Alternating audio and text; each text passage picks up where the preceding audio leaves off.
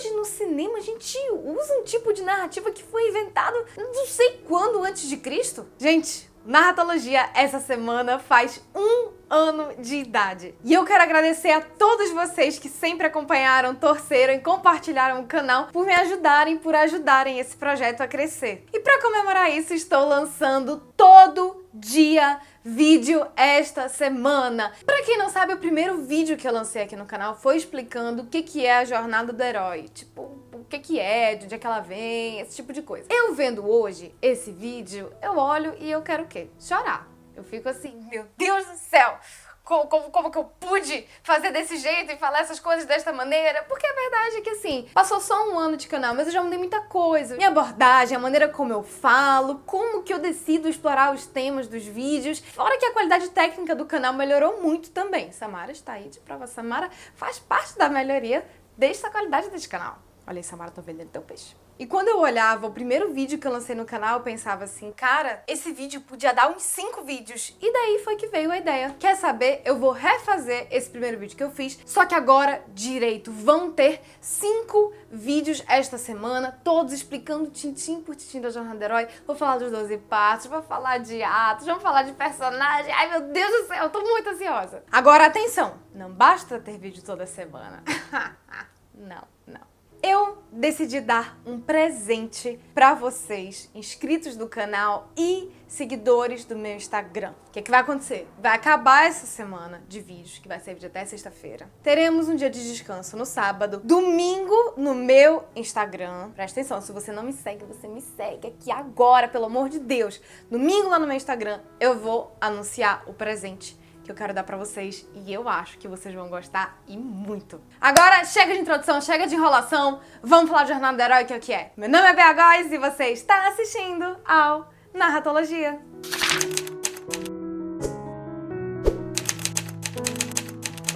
Agora, se você pensava que logo no primeiro vídeo sobre Jornada do Herói eu ia sair falando os 12 passos, você não me conhece direito ainda, deve ser porque não é inscrito no canal. Então aproveita e já se inscreve logo nesse canal, que aqui a gente fala o quê? A gente fala de uma maneira divertida, de uma maneira didática, de uma maneira muito legal sobre... A gente fala de uma maneira muito legal sobre filmes, séries, sobre dramaturgia. Gente, só coisa boa. Se inscreve logo e vem fazer parte disso. Mas eu quero aqui conversar com você sobre uma coisa um pouquinho mais teórica, que é o quê? Por que existe Jornada do Herói? Vamos entrar no conceito da coisa, na fundação da coisa. Por que os filmes resolveram aplicar uma estrutura narrativa arquetipal que atingisse as massas? Vem comigo. Para entender isso, precisamos voltar lá para um período antes de Cristo. A gente precisa conhecer um carinha muito fofinho chamado Arizinho. Eu chamo ele assim porque eu sou íntima, mas eu tô falando do Aristóteles, galera. Lá por volta de 4 a.C., ele escreveu um livrinho chamado A Poética. E esse livro do Aristóteles foi amplamente utilizado no século XX pelos cineastas para entender que tipo de estrutura narrativa seria a mais adequada a ser aplicada no cinema. Vou falar um pouco mais sobre isso no vídeo de amanhã, porque agora a gente precisa entender o que eram essas peças que passavam na Grécia nessa época. Então o que estava rolando com a sociedade nessa época? Tava rolando os primeiros experimentos de democracia, de sociedade. A gente precisa entender que muitas das noções que a gente tem hoje de família, instituição, distinção entre público e privado, isso tinha muito ali naquela época, sabe? A galera tava começando a se organizar, pensando assim, seria legal se tivesse um governo, né? Aí assim, pra organizar as coisas públicas assim pra gente, né? Então essas noções ainda estavam muito incipientes nas cabeças das pessoas. A própria ideia de uma sociedade democrática ainda estava nascendo. E daí você tinha festivais religiosos, politeístas, que tinham algumas peças. E estas peças podiam ser tragédias ou comédias. E as tragédias, especialmente, sempre tinham um aspecto moralizante. O que isso quer dizer? Quer dizer que sempre que a peça acabava, você tinha um ensinamento moral. Exatamente porque as pessoas ainda precisavam aprender o que era uma moral. Elas precisavam entrar num consenso ali do que era moral. Então, por meio dessas tragédias, você tinha um personagem que ele cometia um erro fatal e geralmente ele morria ao final da história para que uma transformação fosse realizada. Aí nas tragédias você tinha um personagem que passava por uma experiência na qual ele acabava cometendo um erro fatal. Por conta desse erro e por ser uma tragédia também, ele acabava morrendo ao final da narrativa ou se lascava muito. E daí, a partir dessa morte, você tem uma transformação. Ué, Bea, mas como é que transforma se o protagonista morreu? Simples, quem se transforma não é o protagonista, quem se transforma é você. A palavra tragédia vem de tragos, que significa bode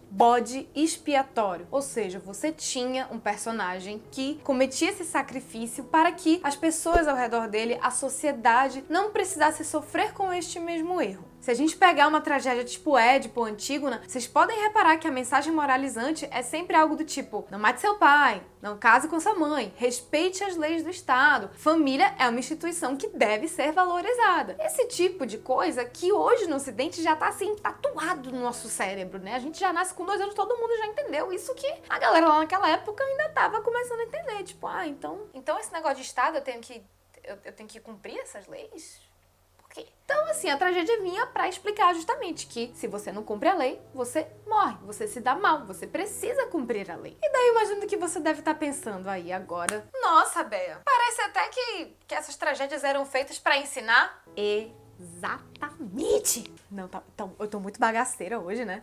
Pelo amor de Deus.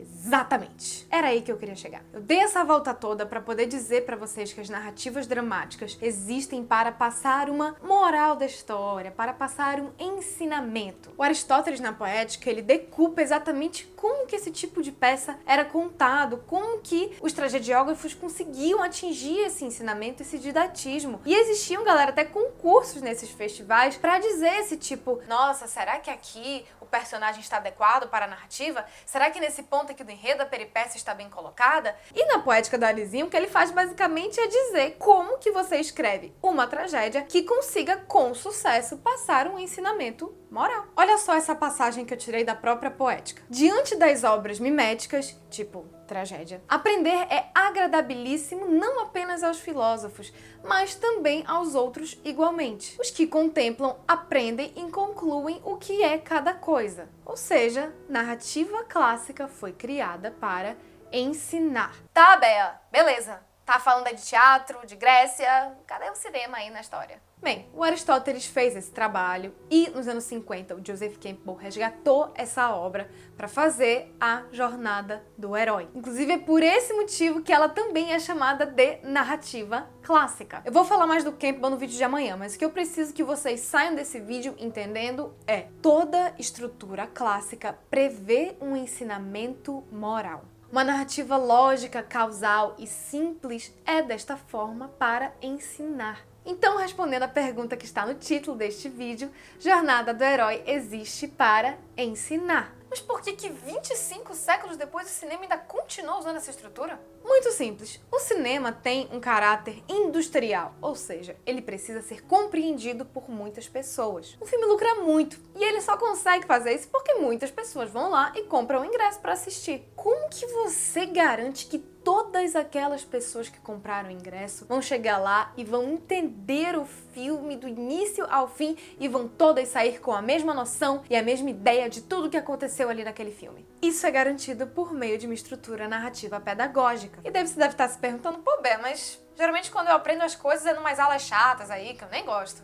É porque você não sente que você aprende. Essa é a magia da coisa. Se você procurar, todo filme de Jornada do Herói tem uma moral da história, que pode ser desde tipo: não seja racista, seja uma criança mais comportada, não tenha medo de quem você é no fundo, é esse tipo de coisa. Eu já fiz um vídeo aqui no canal explicando como que certos filmes fazem muito sucesso. É que no fundo, galera, esse tipo de narrativa é sempre muito claro e os eventos acontecem de uma tal maneira que o espectador não consegue ter dúvidas do que está acontecendo. Já ouviu aquele ditado: se você não gosta é porque você não entendeu? Pois é, o cinema vai pela mesma linha de raciocínio. Se você entender, você vai gostar. E a Jornada do Herói é exatamente aquela que permite uma compreensão cristalina do enredo do filme. Enfim, galera, as duas coisas que eu quero que vocês saiam deste vídeo sabendo de cor e salteado. Primeira, a Jornada do Herói prevê sempre uma moral da história e, para isso, ela é extremamente didática. Segunda coisa, o cinema quer que todo mundo entenda o que está acontecendo no filme. Permaneçam aqui aqui nesta semana. Se você não é inscrito no canal, se inscreve. Se tem algum amigo que curte esse conteúdo, indica pra esse teu amigo também, porque amanhã a gente vai falar sobre os 12 passos da jornada do herói. Você sabia que nem eram 12 no início? Eu não vou nem falar mais nada, eu vou deixar pro vídeo de amanhã, porque senão eu vou estragar. Mas você fica até o final dessa semana e vai lá, me segue no Instagram, porque vocês vão adorar o presente que eu vou deixar lá pra vocês esse domingo. Então é isso aí, galera. Espero muito que vocês tenham gostado desse vídeo. Deixa um like, deixa aí nos comentários o que vocês acham desse embasamento teórico da jornada do herói. Espero vocês aqui amanhã e muito obrigada pela sua audiência.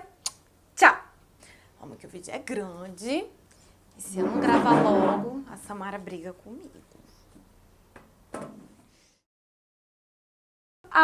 Narratologia. Ai, que